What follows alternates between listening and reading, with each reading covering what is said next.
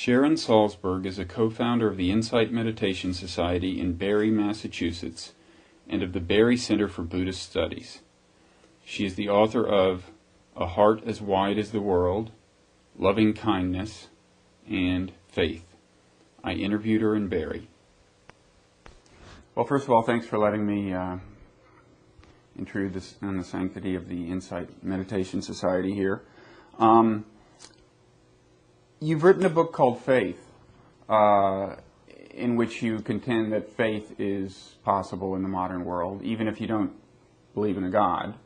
And at the beginning of the book, you talk about your childhood, which would seem like a childhood that couldn't give rise to faith or even hope. I mean, it was some very bad things happened. When you were 4, I guess your father left. When you were 9, your mother died, and you kind of witnessed her beginning to die, and then she was rushed off in an ambulance. You never saw her again. Your father returned, ostensibly to take care of you, I guess, but took an overdose of sleeping pills, was rushed off to an he lived, but was institutionalized, and that was the end of his role in your life. Okay. Now, what was your state of mind? And at this point, you were an adolescent, or you were about to enter adolescence at this point, or when my father came back, you mean? Yes, and then when he vanished as well for the last time, kind of. Yeah. Well, I was 11 at the time he came back, and he was home for 6 weeks before he took the overdose of pills and went into a hospital. And my state of mind, I guess, which I tried to describe in the book, could best be described as waiting. You know, I felt like I was in abeyance. I was living in a cocoon in some way, and that I didn't even know what I was waiting for. That wasn't clearly articulated in my mind. But that's what I call faith, was some kind of inner knowing, which was very, very faint, but it was some sense of possibility. It was some sense of intuition, really, that things could be very different, and that instead of feeling so alone and cut off, which was really the worst part of all of that suffering. I mean, it's true, I had terrible things happen to me, as many people do, but probably looking back, I'd say the worst part was the feeling of isolation and being cut off from a greater whole. And somewhere in me, I knew that I could rejoin life in a way and have a greater sense of belonging. So you had faith all along? I'd say I had faith all along. But as I said, it was quite faint. It was just a glimmer. And that, I think, for many people, if we look back at our lives, before a cognitive understanding, before a belief system, maybe we find that there was something, there was some sense, some flicker, really, of light that guided us. Now, subsequently, you've kind of articulated the foundation of your faith, or discovered a kind of framework for thinking about faith, and you did that largely within a Buddhist tradition. You went to India when you were fairly young. How old were you? I was 18. 18. Well, I guess that's a good time to have a spiritual leader have a major impact on you. And that happened. I mean, not right away. Kind of. You wandered around, but what were some of the early steps toward kind of a more mature faith or a more complete faith? Well, I think even when I was in college, I went to college at the State University of New York at Buffalo and took an Asian philosophy course, which had a Buddhism component. And for one thing, when I first heard about the Buddhist teaching, and I heard about the Four Noble Truths, the truth of suffering in life, the cause of suffering being clinging and ignorance, the possibility of the end of suffering, and then the path leading to the end of suffering. In the beginning, it was the first noble truth that really grabbed me, so to speak. It was the fact that people were speaking openly about suffering, because here I was coming from this background where it wasn't admitted, it wasn't acknowledged, and so that very corrosive feeling of being alone was added on top of the actual pain. And so my first encounter with the religious tradition, I talked about suffering just openly and fully, without hiding it, without calling it something else. So just the idea that suffering is actually to be expected until you really set out to attack its causes. And that we all share it. It's part of what joins us, not part of what separates us. So that in itself was the foundation of some kind of opening, which is really the nature of faith, is opening and connecting and moving forward rather than holding back or we're shrinking away. And then within Buddhism, Buddhism really, I mean, is almost a misnomer. It's really just about a universal teaching that points to some of the truths of life that I think whatever religion or no religion one ascribes to, you can resonate with those. And the Buddha talked tremendously about how much everything is changing, that what we consider to be static and inert and oppressive, if we really look at it, it's constantly changing. If we wake up in the morning and we're angry, by noon we may not be. And even if we look at that anger, while it's there, while it seems so solid, we'll see strands of fear and loneliness and sadness and regret and anticipation and hope. And so many things are actually making up what seems just one solid thing. And once we see change, then we have a sense of possibility.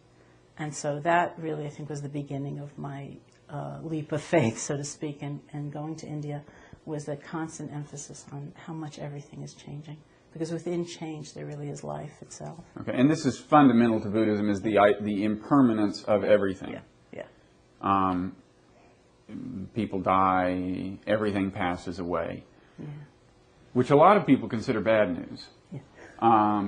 You took it as a sign of hope. Yeah. What are the other people getting wrong about it? like me, for example.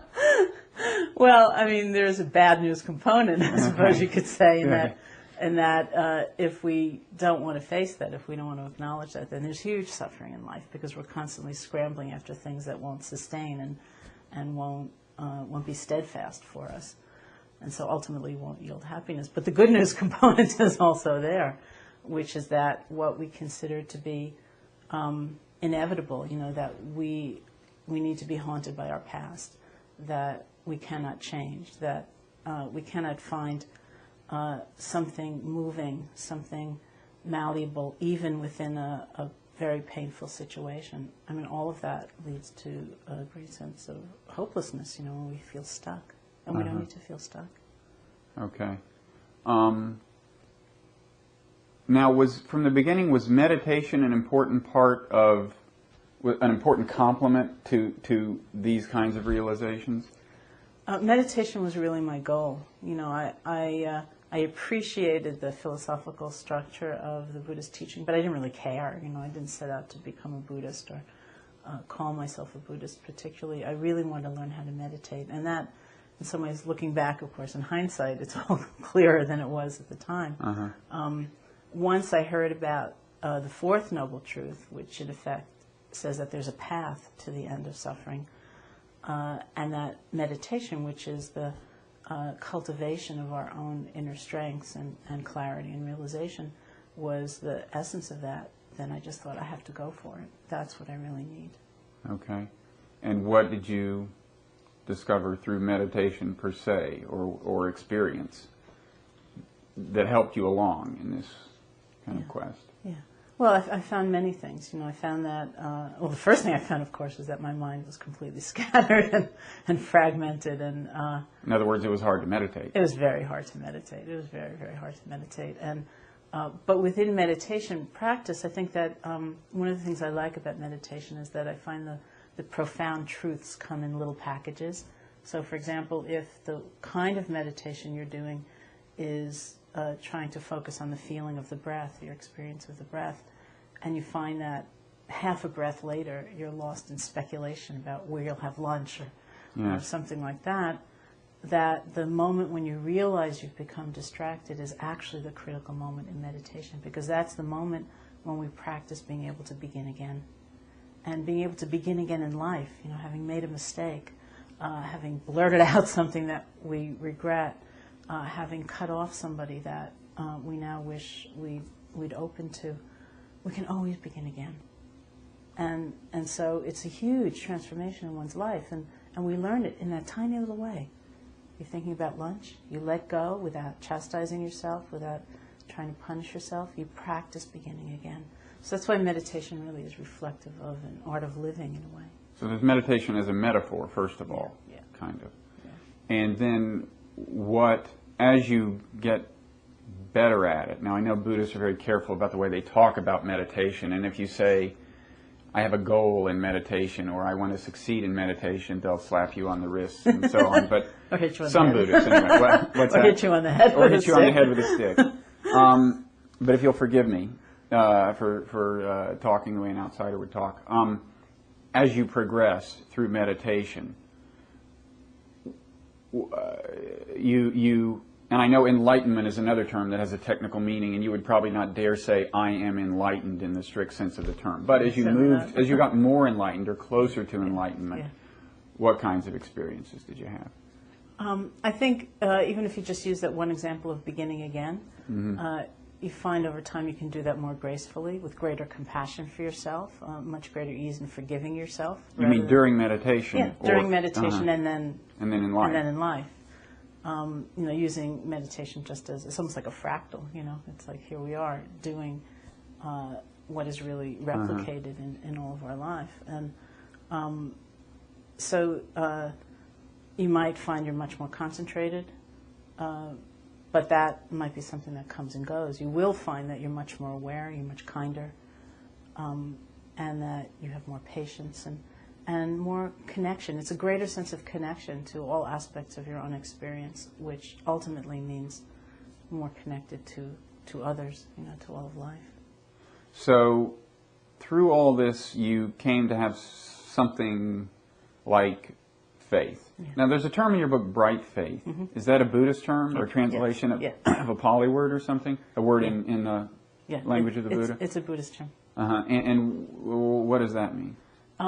Bright faith, faith in the context of Buddhist teaching, I think, is a wonderful model, because what we sometimes think rather scornfully of as faith, kind of idealization and suspending of intelligent examination and so on, isn't really what the Buddhist teaching means by faith. Faith is considered a very nuanced process, and it's a verb. It means to offer one's heart, to give over one's heart. And so it's an action. It's not a commodity that we have or we don't have. And the beginning of that is called bright faith, when we're inspired, we're moved, we're touched by meeting somebody or reading a scripture or being even in a sacred place, where we feel suddenly a sense of expansiveness, that we can be better, we can be transformed people, we can have these qualities of love and compassion and so on, and so it's very exhilarating. It's quite dazzling, but it's considered very elementary in Buddhist teaching, because it also leaves us very vulnerable. We may be moved by one teacher one day and another teacher the next day, and it's not grounded in our own experience. And bright faith can easily become blind faith if we get attached to that fantastic feeling. And at this point, what would you say the faith is in? I mean, people in some spiritual traditions, Christians, they can finish that sentence easily. If you say, what is your faith in? They'll say, my faith is in God. Buddhism is, by and large, not a theistic religion. The consolation doesn't come from thinking that there's a distinct entity out there watching over you. So what would you say your faith is in, particularly at this stage? Bright faith? Yeah, bright faith. What is bright faith in? I think it's a sense of possibility that's huge. Suddenly you have faith that your life can be completely different. You have faith that you can be better, that you have faith in the power of love, because really it's like falling in love. That's what bright faith means. You feel so opened and so yielding to this possibility. So it's a lot about faith in the dazzling property of falling in love. Okay, and then as the process develops, there's another phrase in your book, verified faith or verifying faith. Is that kind of the next step, or is that two steps ahead? Or No, that's the next step. Okay, good. Yeah, that's the next step, which what I say in the book, which I think is consonant with Buddhist teaching, is that doubt and questioning is not the opposite of faith. I really define despair as the opposite of faith, but doubt and questioning, when they're done correctly with the right motivation, as being essential components of faith. And that's the movement from bright faith to verified faith, is when we don't just believe something because somebody says it and because it has a fantastic feeling associated with believing it. We investigate, we test, we try things out for ourselves. We assess, we analyze, we question, we doubt. And that's how we move from bright faith to verified faith. Okay, so you increasingly have kind of confidence in, what is your confidence in at this point? Is it more than just kind of possibility in an open-ended way? Is it? Yeah. Yeah. I mean, what does your faith come to be in? We have faith in, at that point, having tested it and tried it, we might have faith in the ability of our minds to change. Mm-hmm. We might have faith in the ability or the power of letting go.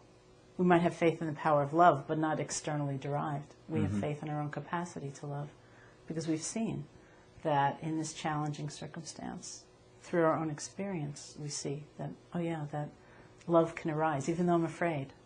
You know, love can come, something like that. So you have to kind of turn yourself into someone who's worthy of your own faith in a certain sense. Yeah, definitely.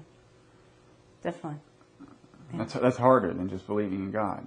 Well, I don't know. Either way, different people have trouble with different things. Yeah. Yeah, it's a challenge. I mean, it's a demanding path. I mean, partly because I was so young when I went to India to study meditation, and it wasn't in a Buddhist context. I thought, well, you know, they're going to just tell me what to believe. And I didn't care that much about that, because what I was really concerned about was learning how to meditate. And I was somewhat reassured, too. Well, someone's just going to tell me what's true. And I thought, you know, being so young, I thought, well, that's great, you know. And much to my surprise, I was told that faith within that context wasn't going to be enhanced by believing what I was told. It was going to be enhanced by challenging everything I was told and testing it and seeing for myself what was true. So the strongest component of all of that is some sense of faith in oneself and one's ability to assess. And the teaching is, you alluded to this earlier, that the source of suffering is attachment or clinging. What does that mean in people's everyday lives? How do people see that in their everyday lives? Yeah, I mean, I think fundamentally you see the source of suffering as being ignorance. You know, it's living out of harmony with how things are. It's refusing to see the truth. It's denying the truth. It's being in defiance of the truth. So one truth is that everything's changing. Mm-hmm. And if we get attached, if we try to cling, if we try to control someone, you know, because we don't want them to change, or a certain situation because we can't bear to see it move, then we're going to suffer. It's not that it's bad or evil or wretched or, you know, or something like that, but if we really look at our experience and we see that, you know, we cling to a sense of who we should be or who we once were, rather than discovering who we are now, maybe with great delight, that clinging causes tremendous suffering. Mm-hmm. But attachment to people, a lot of people would say, is a good thing. You love your kids, you're attached to them, and it's hard to separate those two things, loving them and being attached to them. Yeah. I can see how if you weren't attached to people, things like death would be easier to accept, other people's deaths. But attachment is, most people would say, in that context, a good thing. Yeah, I mean, I think, well, it's hard also because all of this is always translation, you know, and it's always kind of precision of language. I mean, I think certainly love and bonding and commitment and overwhelming commitment even are very good things. I think it would be a strange, strange world of very robotic beings without that sense of connection. And in some ways, Buddhism and meditation, even apart from Buddhism, is all about connection. It's about connecting to ourselves. It's about connecting to others. Attachment is a very specific word or idea which has to do with that sense of trying to control. And in fact, the opposite of attachment, which could be considered equanimity in the Buddhist texts, is almost always described by the image of a parent whose child is now an adult, so that they're leaving home, they're making their own decisions.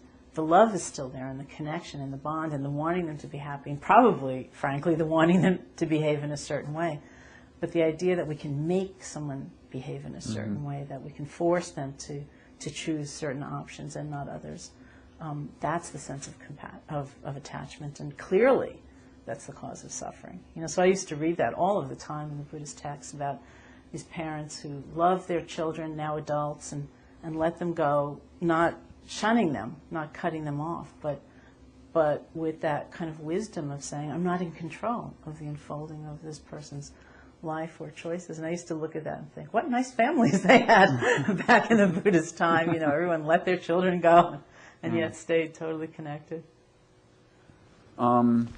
Now, in your writing in particular, I'd say there's a lot of emphasis on forgiving yourself, including, as you said, during meditation, for having thoughts that stray and so on. You're supposed to say, well, that's okay. And you wrote a book called Loving Kindness, which was about a kind of a particular kind of meditation that is designed in part to cultivate, for starters, a kind of love of yourself, right? Now, that I found that kind of surprising, because I had always taken the Buddha as having recognized that the main problem with people was not their failure to love themselves, but their failure to love other people. And I know certainly in my own case, I have very high regard for myself. That's not the problem. It's compassion for other people, not compassion for myself. That's the hard thing. So how does that work? That loving yourself, why do you recommend it? I mean, it seems like it comes pretty naturally to people. Well, I think it doesn't come that naturally to a lot of people. I think you're very fortunate, actually, if that's your experience. Oh, if you were me, you'd love me too. I'm sure Don't that's worry. true. I have no doubt about that.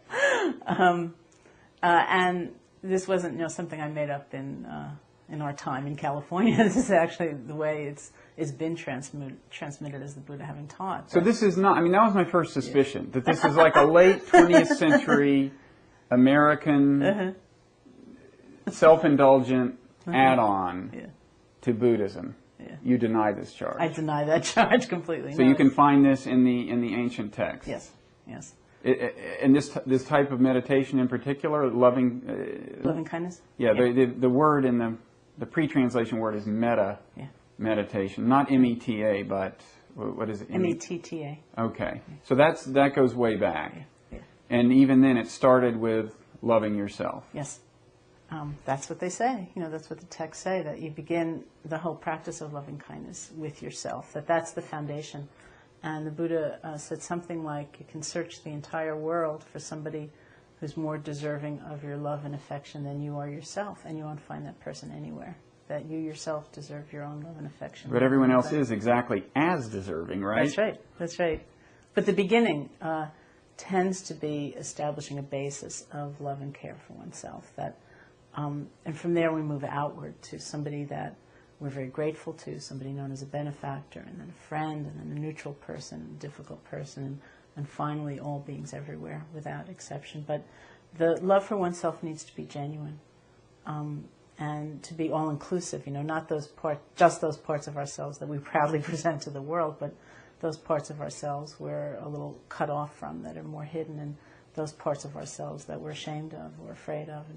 And to be able to hold all of that in the light of some care and compassion is the foundation, they say, for being able to extend that to others. Okay, but another dimension of Buddhism is discipline in your day-to-day life, not indulging your senses, not eating anything that it would seem to be good to eat, and so on, right? I mean, that's... Buddhist monks being the extreme case of being really quite ascetic by our standards, but for any serious Buddhist, that's supposed to be part of the game. Now, it seems to me, if you're forgiving yourself for all your human impulses, you're less likely to rein in your appetites. Well, I think it's interesting to take a look at when discipline is most successful.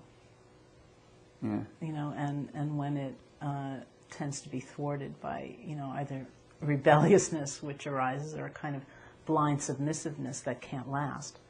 Where we do it for a little while and then the impetus just fades. What actually succeeds? I think that's an interesting investigation. Huh. So from the Buddha's perspective, he taught what's known as the middle way, which is neither self-indulgent nor overly ascetic. From our perspective, the middle way can seem exactly, because in those days the ascetics were like just on the verge of death. They were being so hard on themselves. So what he called the middle way is quite astringent by modern standards. It can be, Yeah. Well, it's simple, and so that can seem stringent. Yeah. But your contention is that if I say it's okay that you want to eat Hostess Twinkies, that's natural, don't worry. In the long run, that will lead me to eat fewer of them. Well, that's the first step. It's like, it's okay, you want to eat Hostess Twinkies. That's natural, rather than I'm a horrible person because I have this thought, or this desire, which leads nowhere.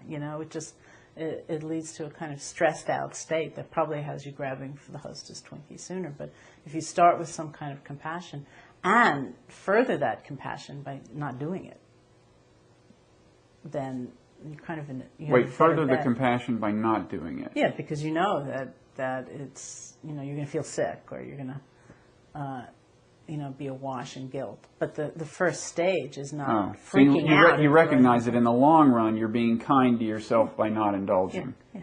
So if you really love yourself, you'll think long term. Yeah. In fact, the Buddha said something I found quite beautiful, like something like, if you truly loved yourself, you'd never harm another. Because harming somebody else, in effect, is harming ourselves. And so out of the greatest love and compassion, well, we might even say self-interest, you don't go around, hurting other people, because it will rebound. Right. Well, that leads to a question I've always had about karma, which is a concept both in Buddhism and Hinduism, right? Mm-hmm. Is the idea, and the idea is kind of that what goes around comes around, or vice versa, whatever it is. But the idea that if you do bad things come back to you. If you do good things come back to you. That's part of karma. That's part of it, yeah. Is the logic for it just that kind of practical logic that, that you walk up and hit somebody, they'll hit you back, to the extent that you do good things to people, they, you play win-win games with them and so on, or there's also this more mystical dimension, right? That, like, even if nobody's watching what you're doing, if you do a good thing, it's kind of stored up there as a credit that someday will work to your advantage. Right? Are these, in Buddhist doctrine, these are both happening? There's kind of the obvious physical level of causality, and then the more mystical? Yeah, I mean, they're both. And karma is I thought someday I'd try to write a book on karma, because it would be a huge challenge.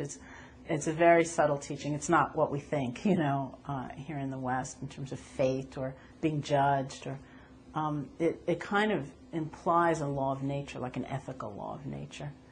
And so the Buddha said that nobody can really understand karma logically. It's not a rational thing, and that you won't be able to think it through. But I think there's a sense that, if you, karma is based on one's intention or motivation. The motivational set that inspires action. And so if you deepen and cultivate and nurture certain kinds of motivation, it almost becomes like a character trait. And the idea is that that elicits a response, that there are things that happen. If you're very generous and you give, then you have a kind of confidence or fearlessness when you meet people, and it's an energy that things come back to you. But it's not so simple, that if you give, you'll get rich, right, or things like that. It's not that simplistic. Okay. And karma is another manifestation of the idea that people are interconnected at some kind of deep level. Definitely, yeah. In your book, In Faith, I was kind of surprised in this context to see you suddenly start talking about modern physics at one point. Do you know the part of the book I'm talking about? Yeah. Can you talk a little about that? Well, I think the part of Buddhist teaching where he emphasizes interconnectedness and how our actions ripple out, that we do not live alone, however alone we might feel, and that we need to be responsive in a much more global sense, because what we do matters, what we care about matters. I think, as far as I understand, that is supported by a lot of modern science, and that the kind of mystical element, or the element that's so hard to talk about, is finding a language through various scientific experiments and theories that are happening right now. Yeah, well, the part of physics you were talking about is this whatever Bell's theorem or something, which is two particles are speeding away from each other, but their fates are intertwined in the sense that if you measure one And in quantum physics, measuring something is kind of forcing it to assume a finite state. Then the state of the other particle will kind of automatically align with the state that has just been kind of imposed in some sense on this one particle, and it'll happen faster than the speed of light. So it's instantaneous, and you can't, in theory, nothing can be communicated faster than the speed of light, according to... So how does it know? Right. So how does it know is the question. So, but you see this as, well, as what? I mean, as opening what kinds of possibilities? Well, I think it's that sense of responsiveness that human to human, or just any human being to all species on this planet, we have to understand our interconnectedness. I think we've reached a time historically where it's critical, and that we see it as, one example I used in the book was kind of the ecological devastation of Tibet, and how the deforestation of Tibet caused flooding in Bangladesh, which, affects the whole, some people say the whole global climate. And so there's a tremendous opportunity we have in our time, and a necessity to wake up to a more fundamental truth, which is that we're not living alone, and that it really does matter. And I think everything on every level, science and economics and ecology that supports that is really essential to bring forth. But this weird stuff from quantum physics about instantaneous action at a distance, spooky action at a distance, as Einstein called it. In your mind, that may be more than a metaphor, right? In other words, that may account for it may mean that seemingly supernatural things are not supernatural in a sense. I would imagine so. I mean, there's a weird kind of anecdote, personal anecdote in your book, right at this part of the book, about how you had had a concussion and you were in a car accident, and suddenly a kind of vision of somebody, whatever, halfway around the world. Right. Whom I had not yet met. Oh, whom you had not yet met. Yeah, it's even spookier. Oh, and so what were the details of this?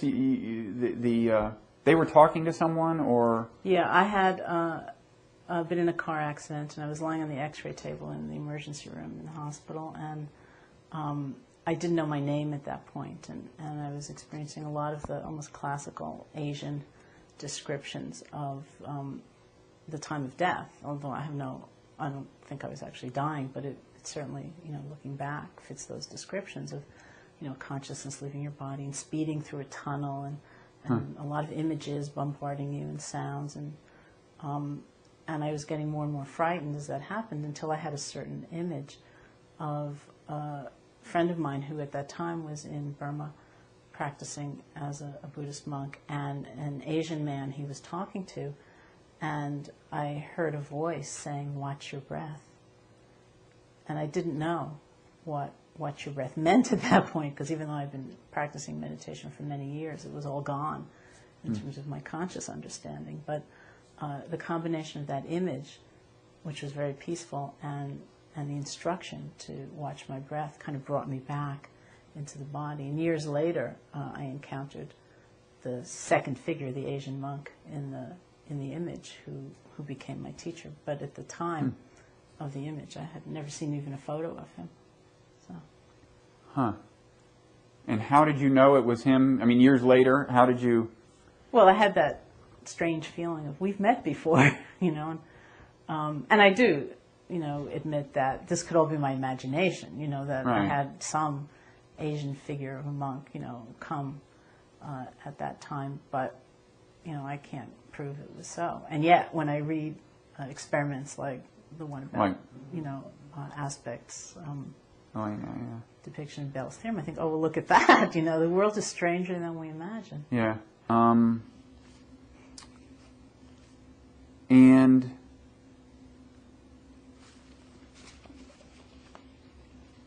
And what about death? I mean, we've touched on this a little, but all religions handle the problem of death in one way or another. What's both in the sense that recognizing that you'll die, and in the sense of witnessing people you love dying. What does Buddhism bring to this? Well, I think that, they say when the Buddha was a prince before he left home to learn how to meditate, how to be free. He lived this very pampered life until he saw, at the age of 29, a sick person, an old person, a corpse, and then a mendicant. And seeing the sick person, the old person, and the corpse, his first question was, does that happen to everybody, or does that just happen to, like, that guy across the park, you know? He was in this pleasure grove, you know, and his charioteer who was with him said, it happens to everybody. And that was a huge, you know, wake-up call for him. You know, it was, they call them the heavenly messengers in Buddhist teaching. It was what provoked him to leave the lap of luxury and to really try to explore deeper truths. And it's very hard for us to acknowledge those truths, that this is the nature of the body, that we get old, we get sick, we will die. It's true, but being informed by that leads to a better life. You know, what do you mean by being informed by that? Well, remembering that, reflecting on that, not denying it, not trying to pretend it's something. But it seems like recognizing is, for a lot of people, the problem. I mean, the problem of death is not that you don't realize it's going to happen. It is the inevitability of death, right? I mean, that itself, most people don't find good news. No, I don't know that it is good news anyway, you know, but I think most people find it so unnatural and horrific a thought that entire societies are constructed to avoid having to think about that or recognize that. You know, I was watching television somewhere after September 11th, and the host was asking somebody on his show, like, how do you get rid of that feeling that you might die any day? And the person responding said, well, I don't think you should try to get rid of that feeling. I think you should use that feeling. You know, use it. Don't get morbid about it, but use it. Use it to do what? Use it to live your life in a better way. Use it to actually experience what you're experiencing, you know, rather than get to the end, however that comes, whenever that comes, and looking back and saying, what was that, you know? Yeah. You know, use it to prioritize, to really find your deepest values. You know, we can use that understanding. Mm-hmm. Now, I have to ask you about Nirvana, because I find it so attractive. Okay. What is it really? What? Well, every Buddhist tradition probably uses that word differently. In the tradition that I was largely trained in, you know, in Burma, found in Burma and Thailand, and called the Theravadan tradition, the word is used in two ways. One is actually those itty-bitty moments when we're really mindful, we're really connected, we're not lost in delusion, we're not lost in greed, we're not lost in fear. Those moments of mindfulness are kind of nirvana, kind of freedom. And then the kind of grander way the word is used is a sense of supramundane knowledge. It's an experience. I mean, the words are very hard because words can't reach there. But so experience isn't even the right word, but I'll say it anyway for lack of a better way of saying it. It's the experience of that which is beyond the mind and body, that which is beyond change, that which is beyond the normal kind of perception. And to get to that kind of nirvana, is that something that's reserved for very few people in the whole history of the world? Is that like a Buddha level experience? No, you're saying anyone, any diligent Buddhist and meditator can actually achieve that kind of nirvana. Yeah, I mean, the tradition will talk about stages, you know, you might get a glimpse of it, or you might get a deeper sense of it, or somebody like the Buddha, who one presumes was abiding in it, or, you know, had a very different depth of experience. But in terms of having a glimpse of it or having one's life transfigured, then yes, it's not just reserved for the elect, for the few. And the means to it, you might say the jumping off point to it is a state of perfect balance of mind. And the means to perfect balance of mind is those moment by moment applications of the mind and mindfulness. And then we lose it completely and we're lost and we're confused, and then we start again because we begin to build up more momentum toward balance. Okay. So anyone can come to the Insight Meditation Society here in Massachusetts and attain Nirvana. And you guarantee that in writing, right? They get their money back otherwise? Right. That's my leap of faith. Yeah. Is self-transcendence a fair word to use in describing part of the whole point of Buddhism? It's not a common word, but I think I understand what you mean, and that it could. Uh-huh. I mean, basically what the Buddha said is what we normally consider a self, which is a solid entity that's unyielding, unchanging, with us from the beginning, showing us a good time, helping us control the unfolding of events. That never existed to begin with. That was a conceptual mistake. And so rather than thinking there's a self inside we're trying to batter and uproot and annihilate, we're more trying to see how things actually are. So it's a gentler approach. And that leads to what kind of, once you recognize that leads to what kinds of things behaviorally in your life? Yeah. That in other words, the self is not something you're trying to transcend, strictly speaking. You're trying to recognize that in some sense it doesn't exist. That's There's right. a continuity Yeah. and coherence of it. Right. It's kind of an illusion. And then that recognition leads to what specifically? Well, I think it leads to that. I know that the continuity and coherence is an illusion, but the solidity and the permanence is an illusion. Okay. And this kind of the self-existent nature of it, not dependent on conditions, that's an illusion. So letting go of that or seeing through that illusion leads to that sense of interdependence. So that just naturally, it's like if you go next door to the Insight Meditation Society, and on our 20th anniversary, some years ago, we planted a tree in the garden. And you can go look at the tree and just see it as a seemingly solid, separate entity, and that's true. But there's another way of looking at the tree and having a sense of everything that is nourishing the tree in terms of the soil and everything that's affecting the nature of the soil and the quality of the air and the quality of the rain and, you know, everything that is happening globally that is affecting the quality of the rain. And you get a sense of all the people who've stewarded this plot of land, you know, that has affected the ultimate growth of the tree. And you can, you know, because it's on the grounds of the Insight Meditation Society, you can have a sense of the history of that organization and all of the people who've kept it going. So you can look at the tree and have a sense of that network of relationships and connections that is also a level of truth. And so the more we can see through the seemingly solid, separate part, the more we get to see that network of relationships. And from that kind of vision, then a certain kind of moral action comes naturally. You know, it's not studied and contrived, like, well, I better, you know, not kill that person because I might get caught. But it seems the wrongness of it is much more apparent because you realize you're part of a whole. Because that person is me in Yeah.